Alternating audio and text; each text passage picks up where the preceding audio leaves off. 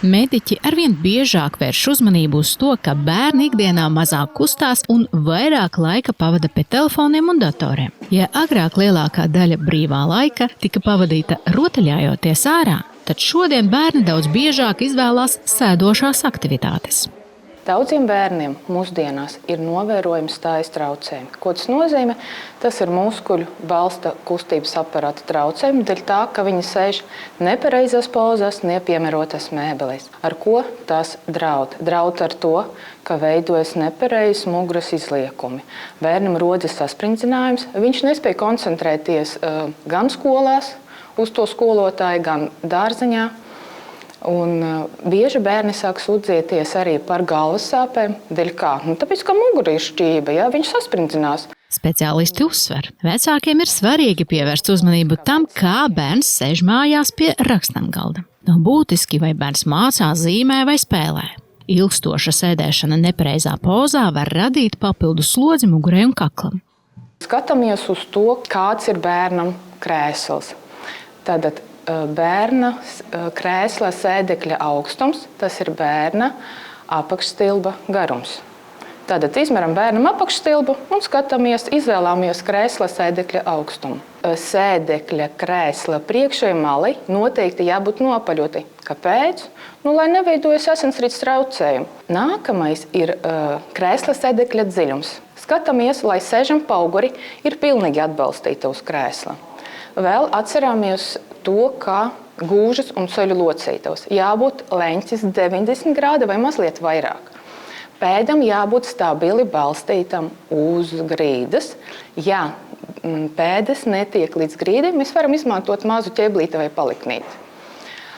Vēl, ja mēs izvēlāmies krēslu pa zemu, kas tad veidojās? Veidojas nepareizs leņķis gūžās un ceļu locītavās, bērns liecas uz priekšu, veidojas apaļa mugura.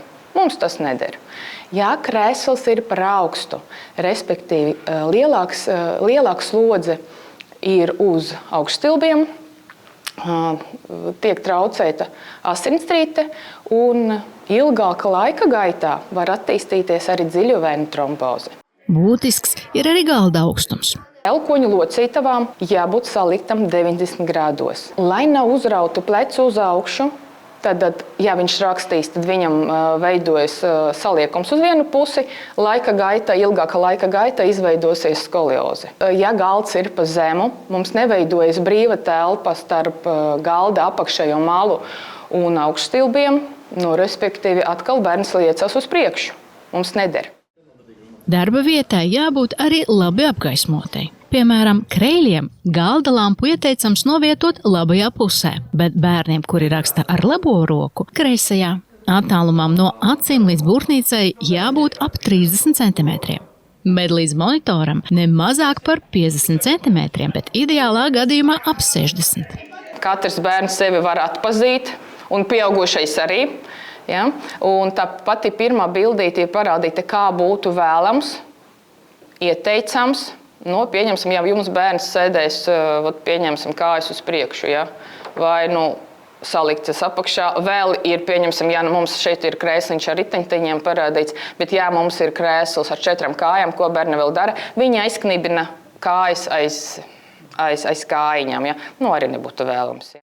Kas attiecās uz skolas somu, tas svars nedrīkst pārsniegt apmēram 10% no bērna ķermeņa masas. Maksimāls bērnu somas svars ir 15% no bērna ķermeņa masas. Ergoterapeiti uzsver, tieši vecāki ir tie, kuri ikdienā var visefektīvāk palīdzēt bērnām rūpēties par muguras veselību.